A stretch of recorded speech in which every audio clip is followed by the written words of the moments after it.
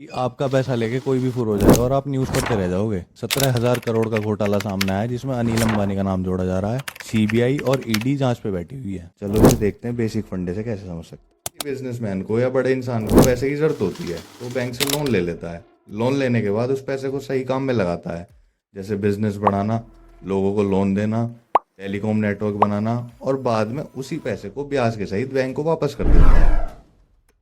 उन्होंने लोन का मकसद बैंक को ये दिखाया, रिलायंस होम फाइनेंस जो लोगों को घर खरीदने के लिए, मकान बनाने के लिए लोन देती है।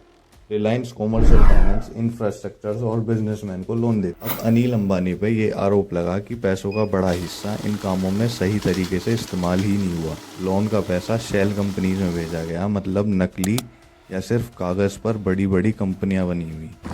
फेक बैंक गारंटीज बनी गई, कुछ पैसों से पुराने लोन्स का कवर अप करने की कोशिश की गई। से नॉर्मल और मिडिल क्लास आदमी पे ये फ़र्क पड़ता है जब इतने बड़े लोन एनपीए में आ जाते हैं, मतलब नॉन परफॉर्मिंग एसेट में, जो बैंक को वापस नहीं मिलते। वो बैंक का नुकसान होता है, पर नहीं, वो आम आदमी का नुकसान होता है। क्योंकि बैंक पे पैसे कहाँ से आते हैं? आम जनता की एफडी, सेविंग्स और टैक्स से आते हैं।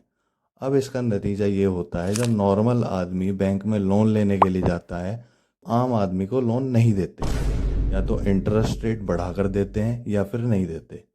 अब सरकार भी यहाँ पे टैक्स पेयर से ज़्यादा वसूली करती है क्योंकि उन्हें अपना पैसा पूरा करना है। कहने का मतलब ये है कि घोटाला कोई भी करे और कहीं भी करे, पर लेकिन आम आदमी और मिडिल क्लास आदमी फंसता है। घोटाला करके पैसा नहीं लाता, वो मजदूरी करके पैसा लाता है और टैक्स को पे भी करता है, तब भी वो नुकसान में ही रहता है। अब समझो इस बात को भाई, समझो।